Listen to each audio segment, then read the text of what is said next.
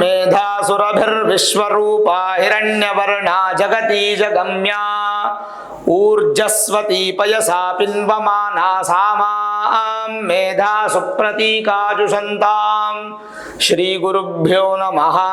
ಹರಿ ಓಂ. ಆತ್ಮೀಯ ಪ್ರಿಯ ಪ್ರೇಕ್ಷಕ ಮಿತ್ರರೇ, ನಿಮ್ಮೆಲ್ಲರ ಜೀವನ ಸುಖಕರ, ಲಾಭಕರ, ಸಮೃದ್ಧಿಕರವಾಗಿರಲಿ ಅಂತ ನನ್ನ ಆರಾಧ್ಯ ದೇವಿ ಹೊರನಾಡು ಅನ್ನಪೂರ್ಣೇಶ್ವರಿಯ ಪಾದಗಳಿಗೆ ನಮಸ್ಕರಿಸ್ತಾ, ಪ್ರಿಯ ಪ್ರೇಕ್ಷಕ ಮಿತ್ರರೇ, ಸಿಂಹರಾಶಿಯ ಡಿಸೆಂಬರ್ ತಿಂಗಳ ಮಾಸ ಭವಿಷ್ಯ ಹೇಗಿದೆ ಅನ್ನುವಂಥದ್ದನ್ನು ಈ ವಿಡಿಯೋಲಿ ನಾವು ನೋಡೋಣ. ನೋಡಿ, ಸಿಂಹರಾಶಿಗೆ ಈ ಒಂದು ಮಾಸದಲ್ಲಿ ಗುರುಬಲ ಅನ್ನುವಂಥದ್ದು ಇಲ್ಲ. ಸರಿ, ಹಾಗಾದರೆ ಶನಿ ಬಲ ಇದೆಯಾ? ಶನಿ ಸಪ್ತಮದಲ್ಲಿ ಇದ್ದಾರೆ, ಕಂಟಕ ಶನಿ ಪ್ರಭಾವ ಇದೆ. ಒಂದು ಕಡೆ ಸಿಂಹರಾಶಿಗೆ ಗುರು ಶನಿ ಇಬ್ಬರು ಚೆನ್ನಾಗಿಲ್ಲ. ಆಯಿತು, ಚೆನ್ನಾಗಿಲ್ಲ ಅಂತಲೇ ಇಟ್ಕೊಳ್ಳೋಣ. ಬೇರೆ ಗ್ರಹಗಳು ಹೇಗಿದೆ ನೋಡೋಣ ಡೀಟೇಲ್ ಆಗಿ. ಸಿಂಹರಾಶಿಗೆ 2ನೇ ತಾರೀಕು ಶುಕ್ರ 6ನೇ ಮನೆಗೆ ಬರ್ತಾ ಇದ್ದಾರೆ. ಇದೊಂದು ಬದಲಾವಣೆ. ಆದರೆ ನಿಮ್ಮ ರಾಶ್ಯಾಧಿಪತಿ ಆಗಿರ್ತಕ್ಕಂಥ ಸೂರ್ಯ ಸುಖ ಸ್ಥಾನದಲ್ಲಿದ್ದರು ಇಷ್ಟು ದಿನ. ಈಗ 16ನೇ ತಾರೀಕು ಪೂರ್ವ ಪುಣ್ಯ ಸ್ಥಾನ ಪಂಚಮ ಸ್ಥಾನಕ್ಕೆ ಬರ್ತಾ ಇದ್ದಾರೆ. ಮತ್ತೊಂದು ಬದಲಾವಣೆ ಶುಕ್ರನಿಂದಲಿದೆ 28ನೇ ತಾರೀಕು. ಅದೇನು ದೊಡ್ಡ ವ್ಯತ್ಯಾಸ ಆಗಲ್ಲ, 3 ದಿನದ ವ್ಯತ್ಯಾಸ ಅಷ್ಟೇ. ಸರಿ, ಹಾಗಿದ್ರೆ ಈ ಮಾಸದಲ್ಲಿ ವಿಶೇಷತೆಗಳೇನು? 7ನೇ ತಾರೀಕು ಸ್ಕಂದ ಷಷ್ಠಿ, ಅವತ್ತು ಸುಬ್ರಹ್ಮಣ್ಯನ ಆರಾಧನೆ. 13ನೇ ತಾರೀಕು ಶಿವದೀಪೋತ್ಸವ, ಈಶ್ವರ ಆರಾಧನೆ, ಶಿವದೀಪೋತ್ಸವ, ಕಾರ್ತೀಕ ದೀಪವನ್ನು ನಾವು ಹಬ್ಬದಂತೆ ಸಂಭ್ರಮಾಚರಣೆ ಮಾಡುವಂಥದ್ದು. ಇನ್ನು 14ನೇ ತಾರೀಕು ದತ್ತಾತ್ರೇಯ ಸ್ವಾಮಿ ಜಯಂತಿ ಇದೆ. ತ್ರಿಮೂರ್ತಿಗಳ ಸ್ವರೂಪ ಗುರುಗಳನ್ನು ಆರಾಧನೆ ಮಾಡುವಂಥ ದಿನ. 23ನೇ ತಾರೀಕು ಕಾಲಭೈರವ ಅಷ್ಟಮಿ ಇರತಕ್ಕಂಥದ್ದು, ಕಾಲಭೈರವನ್ನು ಸ್ಮರಿಸುವಂತಹ ದಿನ. ಇದು ಈ ಮಾಸದ ವಿಶೇಷಗಳಾದರೆ, ನೋಡಿ, ಸಿಂಹರಾಶಿಯವರಿಗೆ 12ನೇ ಮನೆಯಲ್ಲಿ ಕುಜ. ವ್ಯಯಭಾವೇ ಕುಜಸ್ಥಿತಾ ಮಧ್ಯಮ ಫಲಾಹ ಭವಂತಿ. ಆಯಿತು, ಹಾಗಾದರೆ 10ನೇ ಮನೆಯಲ್ಲಿ ಗುರು. ಒಂದು ಕಡೆ 12ನೇ ಮನೆಯಲ್ಲಿ ಇರತಕ್ಕಂಥ ಕುಜನಿಂದನೂ ಒಳ್ಳೆ ಫಲ ಇಲ್ಲ, 10ನೇ ಮನೆಯಲ್ಲಿರ್ತಕ್ಕಂಥ ಗುರುವಿನಿಂದನೂ ಒಳ್ಳೆ ಫಲ ಇಲ್ಲ. ಹೋಗ್ಲಿ, 2ನೇ ಮನೆಯಲ್ಲಿರ್ತಕ್ಕಂಥ ಕೇತುವಿಂದನೂ ಒಳ್ಳೆ ಫಲ ಇಲ್ಲ, ಅಷ್ಟಮದಲ್ಲಿರ್ತಕ್ಕಂಥ ರಾಹುವಿನಿಂದನೂ ಒಳ್ಳೆ ಫಲ ಇಲ್ಲ. ಶನಿ ಏನಾದರೂ ಒಳ್ಳೇದು ಮಾಡ್ತಾರೆ ಅಂದರೆ ನೇರ ದೃಷ್ಟಿ, ಶನಿ ದೃಷ್ಟಿ ನಿಮ್ಮ ರಾಶಿ ಮೇಲಿದೆ, ಕಂಟಕ ಶನಿ ಪ್ರಭಾವದಲ್ಲಿ ಇದ್ದೀರಾ. ಸರಿ, ಇನ್ನು ಬುಧ ಅವರು ಶತ್ರು ಮನೆಯಲ್ಲಿದ್ದಾರೆ. ರಾಶಿಯಿಂದ 4ನೇ ಮನೆ, ಅವರೇ ಧನಾಧಿಪತಿ, ಅವರೇ ಲಾಭಾಧಿಪತಿ, ಧನ ಸ್ಥಾನಾಧಿಪತಿ, ಲಾಭ ಸ್ಥಾನಾಧಿಪತಿ, ಅವರೇ ಚತುರ್ಥದಲ್ಲಿ ಶತ್ರು ಸ್ಥಾನದಲ್ಲಿದ್ದಾರೆ. ಅಲ್ಲಿ ಬುಧನಿಂದನೂ ಒಳ್ಳೆ ಫಲ ಇಲ್ಲ. ಇನ್ನು ನಿಮ್ಗೆ ಇರ್ತಕ್ಕಂಥ ಫಲ ಏನಪ್ಪ ಅಂದರೆ, ಸಿಂಹರಾಶಿಯವರಿಗೆ ರಾಶ್ಯಾಧಿಪತಿ ಆಗಿರ್ತಕ್ಕಂಥ ಸೂರ್ಯ 16ನೇ ತಾರೀಕುವರೆಗೂ ಸುಖ ಸ್ಥಾನದಲ್ಲಿದ್ದು 16ನೇ ತಾರೀಕಿಂದ ತಿಂಗಳು ಪೂರ್ತಿ ಪಂಚಮ ಸ್ಥಾನದಲ್ಲಿ ಇರ್ತಾರೆ. ಇದೊಂದು ಮೇಜರ್ ಪ್ಲಸ್ ಪಾಯಿಂಟ್. ಬಿಟ್ಟರೆ 2ನೇ ತಾರೀಕು ಶುಕ್ರ ಬದಲಾವಣೆ ಆಗಿ ತನ್ನ ಮಿತ್ರನ ಬರ್ತಾರೆ. ಆದರೂ 6ನೇ ಮನೆಯೇ ಆರೋಗ್ಯದಲ್ಲಿ ಸ್ವಲ್ಪ ತೊಂದರೆಗಳನ್ನು ಅನುಭವಿಸ್ತಕ್ಕಂಥ ಸಾಧ್ಯತೆಗಳು ಇರುತ್ತೆ. ಸರಿ, ಹಾಗಾದರೆ ಸಿಂಹರಾಶಿಯವರಿಗೆ ಡೀಟೇಲ್ ಆಗಿ ನೋಡ್ಬಿಡೋಣ, ಏನು ಸಮಸ್ಯೆಗಳಿದೆ, ಏನೇನು ಒಳ್ಳೆಯದಿದೆ, ಏನೇನು ಕೆಟ್ಟದ್ದಿದೆ ಅಂತ. ಮೊದಲನೇದಾಗಿ ಶುಭ ಫಲ. ನಿಮ್ಮ ಮುಖದಲ್ಲಿ ಯಾವಾಗಲೂ ನಗು ಹಾಗೂ ತೃಪ್ತಿ ಅನ್ನುವಂಥದ್ದು ಈ ಮಾಸದಲ್ಲಿ ಇರುತ್ತೆ. ಕುಟುಂಬ ಸಮೇತರಾಗಿ ಮನರಂಜನೆಗೆ ಹೋಗುವಂಥ ಸಾಧ್ಯತೆಗಳು ಹೆಚ್ಚಾಗಿದೆ. ಸಂತೋಷ. ಈ ಒಂದು ಮಾಸ ಎಲ್ಲ ಅವಕಾಶಗಳು ನಿಮಗೆ ಲಾಭದಾಯಕವಾಗಿರುತ್ತೆ. ಉತ್ತಮ ಆರೋಗ್ಯ ತೃಪ್ತಿದಾಯಕವನ್ನು ಕೊಡುತ್ತೆ. ಸ್ವಲ್ಪ ಸಮಸ್ಯೆಗಳು ಪರಿಹಾರದ ಮಾರ್ಗಕ್ಕೆ ಹೋಗುವಂಥದ್ದು. ವ್ಯಾಪಾರದಲ್ಲಿ ಸಣ್ಣ ಪ್ರಮಾಣದ ವೃದ್ಧಿಯನ್ನು ಕಾಣ್ಬೋದು. ಬಂಧುಗಳ ಆಗಮನದಿಂದ ಸಂತೋಷ. ಅಲ್ಪ ಪ್ರಯಾಣದಲ್ಲಿ ಸುಖಕರ. ಇನ್ನು ಕೋರ್ಟು ಕಚೇರಿ ಹಾಗೂ ಸರ್ಕಾರಿ ಕೆಲಸಗಳಲ್ಲಿ ಜಯಪ್ರಾಪ್ತಿ ಇದೆ. ಮತ್ತು ಯಾವುದೇ ಹೊಸ ಅಗ್ರಿಮೆಂಟ್ ವಿಚಾರಗಳಲ್ಲಿ ಸ್ವಲ್ಪ ಎಚ್ಚೆತ್ತುಕೊಳ್ಬೇಕಾಗತ್ತೆ.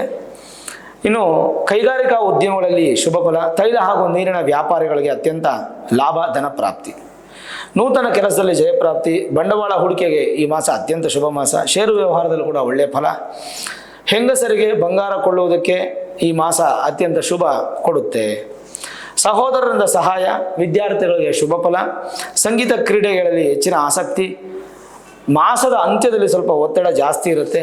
ಆಹಾರ ಅನ್ನುವಂಥದ್ದು ಸ್ವಲ್ಪ ಮಿತವಾಗಿ ತಗೊಳ್ಳುವಂಥದ್ದು ಈ ಮಾಸ ಉತ್ತಮ. ಸಮೃದ್ಧ ಜೀವನದಿಂದ ಸಂತೋಷ. ಅದೃಷ್ಟದ ದಿನ ನಿಮಗೆ ಪ್ರತಿನಿತ್ಯ ಹೊರ್ತಾ ಬರುತ್ತೆ. ಈ ತಿಂಗಳು ಪೂರ್ತಿ ಅದೃಷ್ಟಗಳು ನಿಮ್ಗೆ ಉತ್ಪತ್ತಿ ಆಗುತ್ತೆ.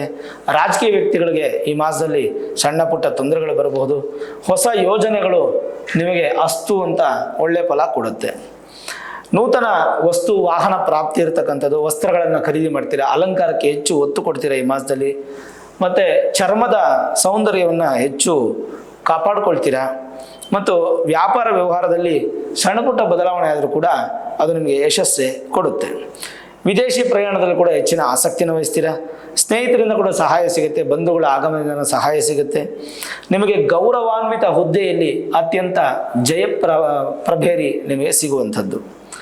ಇನ್ನು ನೆಗೆಟಿವಿಟಿ ಏನಪ್ಪ ಅಂದರೆ ಸ್ವಲ್ಪ ಸೋಂಬೇರಿತನ ಜಾಸ್ತಿ ಆಗುತ್ತೆ. ಇಲ್ಲಿಂದ ನೀವು ಕ್ವಶನ್ ಮಾರ್ಕ್ ಹಾಕ್ಕೊಂಡು ಬರಬೇಕೆಲ್ಲ ಏನೇನು ಪರಿಹಾರಗಳು ಅಂತ. ಸ್ವಲ್ಪ ಸೋಂಬೇರಿತನ ಜಾಸ್ತಿ ಆಗುತ್ತೆ. ದೇಹದಲ್ಲಿ ಆಲಸ್ಯ, ಸ್ವಲ್ಪ ಶಕ್ತಿ ಕುಂದುತ್ತೆ. ಸಣ್ಣ ಪುಟ್ಟ ಜಗಳಗಳು, ಮನಸ್ತಾಪಗಳು, ದಾಂಪತ್ಯ ಜೀವನದ ಸ್ವಲ್ಪ ಮನಸ್ತಾಪಗಳಾಗುವಂಥದ್ದು. ಸೂಕ್ತ ಸಮಯದಲ್ಲಿ ವೈದ್ಯರನ್ನು ಭೇಟಿ ಮಾಡಿ ಏನಾದರೂ ಆರೋಗ್ಯದಲ್ಲಿ ಸಮಸ್ಯೆ ಇದ್ದರೆ, ಕ್ರಾನಿಕ್ ಡಿಸೀಸ್ ಇದ್ದರೆ ತೋರಿಸ್ಕೊಳ್ಳುವಂಥದ್ದು ಉತ್ತಮ. ಮಾಸದ ಅಂತ್ಯದಲ್ಲಿ ಸಿಕ್ಕಾಪಟ್ಟೆ ಒತ್ತಡ ಇರುತ್ತೆ. ಎಷ್ಟು ಅಂದರೆ ಒಬ್ಬರನ್ನ ಹೊಡೆಯೋಷ್ಟು ಒತ್ತಡ ಇರುತ್ತೆ. ಹಾಗಾಗಿ ಮೆಡಿಟೇಷನನ್ನು ಮಾಡಬೇಕು ನೀವು. ಇನ್ನು ಈ ವ್ಯಾಪಾರ ವಿಚಾರದಲ್ಲಿ ಮೋಸ ಹೋಗುವ ಸಾಧ್ಯತೆ, ಕಳ್ಳತನವಾಗುವಂಥ ಸಾಧ್ಯತೆ, ನಿಮ್ಮ ವಸ್ತು ನಿಮ್ಮ ಕಣ್ಣು ಕಾಣದೆ ದೂರ ಆಗುವಂಥ ಸಾಧ್ಯತೆಗಳಿರುತ್ತೆ. ತನ್ಮೂಲಕ ಸ್ವಲ್ಪ ಸಾಲ ಬಾಧೆ ಆಗುತ್ತೆ. ಇದು ಸ್ವಲ್ಪ ಹುಷಾರಾಗಿರಬೇಕು. ಅನಿರೀಕ್ಷಿತವಾಗಿ ಯಾವುದೇ ದೊಡ್ಡ ದೊಡ್ಡ ಡಿಸಿಷನ್ಸನ್ನು ಈ ಸದ್ಯಕ್ಕೆ ತೊಗೊಳಕ್ಕೆ ಬೇಡ. ಯಾಕೆಂದರೆ ರಿಯಲ್ ಎಸ್ಟೇಟ್ ಬಿಸ್ನೆಸ್ಗೂ ಕೂಡ ಈ ತಿಂಗಳು ಚೆನ್ನಾಗಿಲ್ಲ. ಹೋಟೆಲ್ ಇಂಡಸ್ಟ್ರಿ ಅಥವಾ ಬುಕ್ಸು, ರಬ್ಬರು, ಫಾರ್ಮಿಂಗು, ಆರೋಗ್ಯ, ವ್ಯವಸಾಯ ಮಾಡುವಂಥ ರೈತರು ಕೂಡ ಈ ತಿಂಗಳು ಅಷ್ಟೊಂದೇನು ಚೆನ್ನಾಗಿಲ್ಲ. ಫೈನಾನ್ಸ್ ವಿಚಾರದಲ್ಲಿ ತುಂಬ ಹಿನ್ನಡೆ ಆಗುವಂಥ ಸಾಧ್ಯತೆ. ಪ್ರಯಾಣಗಳನ್ನು ಮುಂದೂಡುವಂಥದ್ದು ಭಾಳ ಒಳ್ಳೆಯದು ನೋಡಿ ಈ ಮಾಸ. ಇನ್ನು ಹೊಸ ಅಗ್ರಿಮೆಂಟ್ಗಳು, ಈ ರಿಜಿಸ್ಟ್ರೇಷನು, ಸೇಲ್ ಡೀಡು, ಆಮೇಲೆ ಏನಾರ ಸೆಕ್ಯೂರಿಟಿ, ಲೋನು, ಈ ಥರದ್ದು ಏನೇ ಇದ್ದರೂ ಕೂಡ ಈ ಮಾಸ ಯಾವ ಪ್ರಯತ್ನವೂ ಪಡಬೇಡಿ, ಅದು ನಿಮಗೆ ಅನುಕೂಲಗಳು ಆಗಲ್ಲ.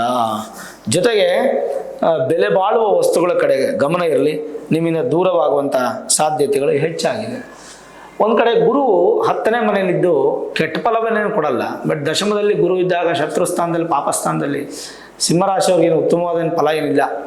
ಸಾಧ್ಯವಾದಷ್ಟು ನೋಡಿ, ಈಗ ಹೆಂಗೂ ದತ್ತಾತ್ರೇಯರ ಜಯಂತಿ ಬರುತ್ತೆ 14ನೇ ತಾರೀಕು. ಹಾಗಾಗಿ 14ನೇ ತಾರೀಕುವರೆಗೂ ಗುರು ಸ್ಮರಣೆ ಮಾಡ್ತಾರೆ. 14ನೇ ತಾರೀಕು ದತ್ತಾತ್ರೇಯರನ್ನು ಆರಾಧನೆ ಮಾಡಿ, ದತ್ತಾತ್ರೇಯ ಜಯಂತಿ ದಿನ ಸ್ವಾಮಿಯನ್ನು ಪೂಜೆ ಮಾಡೋದ್ರಿಂದ ನಿಮಗೆ ಬರುವಂಥ ದೋಷಗಳೆಲ್ಲ ನಿವೃತ್ತಿ ಆಗುತ್ತೆ. ಇದೊಂದು ಮೇಜರ್ ಪ್ಲಸ್ ಪಾಯಿಂಟ್. ಜೊತೆಗೆ ಕುಜ 12ನೇ ಮನೆಯಲ್ಲಿರೋದ್ರಿಂದ ತಾತ್ಕಾಲಿಕ ಕುಜದೋಷ ಅಂತ ಕೂಡ ಕರಿತೀವಿ. ಕುಜ 12ನೇ ಮನೆಯಿಂದ ಸ್ವಲ್ಪ ಬಲಹೀನವಾದಂಥ ಸಂದರ್ಭಗಳು ಒದಗಿ ಬರುತ್ತೆ. ಆಮೇಲೆ ಸಹೋದರಿಯರ ಮಧ್ಯೆ ಹೆಚ್ಚು ಜಗಳಗಳಾಗುವಂಥ ಸಾಧ್ಯತೆಗಳು. ಸಿವಿಲ್ ಕಾಂಟ್ರಾಕ್ಟರ್ಸ್ಗೆ, ಈ ಭೂಮಿ ಸಂಬಂಧಪಟ್ಟಂಥ ವ್ಯವಹಾರ ಮಾಡೋರಿಗೆ, ಆಮೇಲೆ ಭೂಮಿ ಸಂಬಂಧಪಟ್ಟಂಥ ಕೆಲಸ ಮಾಡುವಂಥವ್ರಿಗೆ, constructions, real estate, civil engineering works, ಈ ಥರದವ್ರಿಗೆಲ್ಲ ಅನಾನುಕೂಲ. ಮೈನಿಂಗು, ಎಲ್ಲ ಅನಾನುಕೂಲಗಳು ಜಾಸ್ತಿ ಇದೆ. ಇನ್ನು ಸ್ವಲ್ಪ ಏಟು ಮಾಡ್ಕೊಳ್ಳೋದು, ಕೈ ಕಾಲಿನ ತೊಂದರೆ ಮಾಡ್ಕೊಳ್ಳೋದು, ರಕ್ತ ಬರೋ ಥರ ಆಗೋದು, ಸ್ವಲ್ಪ ರೆಸ್ಟ್ ತೊಗೊಳ್ಳೋದು, ಆಮೇಲೆ ದೇಹದಲ್ಲಿ ಏನೋ ಒಂಥರ ಸುಸ್ತಾಗುವಂಥ ಆಗೋದು. ಸಾಧ್ಯವಾದಷ್ಟು ಈ ತಿಂಗಳು ಹೆಚ್ಚು ಒಳ್ಳೆಯ ಆಹಾರ ಪದಾರ್ಥಗಳನ್ನು ತಿಂದ್ಕೊಂಡು ಆರೋಗ್ಯವನ್ನು ಬಲಿಷ್ಠ ಮಾಡ್ಕೊಳ್ಳಿ. ಯಾವುದೇ ಹೊಸ ಕೆಲಸಕ್ಕೆ ಕೈ ಹಾಕಕ್ಕೆ ಹೋಗ್ಬೇಡಿ. ಇರೋ ಕೆಲಸನ ನಿಲ್ಸಕ್ಕೆ ಹೋಗ್ಬೇಡಿ. ಅದನ್ನೇ ಮುಂದುವರಿಸ್ಕೊಂಡು ಹೋಗ್ತಾರೆ. ಈಶ್ವರ ಆರಾಧನೆ ಹೆಚ್ಚು ಮಾಡ್ಕೊಂಡು ಹೋಗಿ. ಅದು ಖಂಡಿತವಾಗ್ಲೂ ನಿಮಗೆ ಉತ್ತಮವಾದ ಫಲ ಅನ್ನುವಂಥದ್ದು ಕೊಡುತ್ತೆ. ಇನ್ನು ನೋಡಿ, ಹಲವಾರು ವ್ಯತ್ಯಾಸಗಳು, ಬದಲಾವಣೆಗಳು ನಿಮಗೆ ಬಂದರೂ ಕೂಡ ಭಗವಂತನ ಆಶೀರ್ವಾದ ಅನ್ನುವಂಥದ್ದು ನಿಮಗೆ ತೃಪ್ತಿಯಾಗಿ ಸಿಗುತ್ತೆ. ಅದರಲ್ಲೇನು ಭಯಪಡೋ ಅವಶ್ಯಕತೆ ಇಲ್ಲ. ನೆಮ್ಮದಿಯಾಗಿರಿ.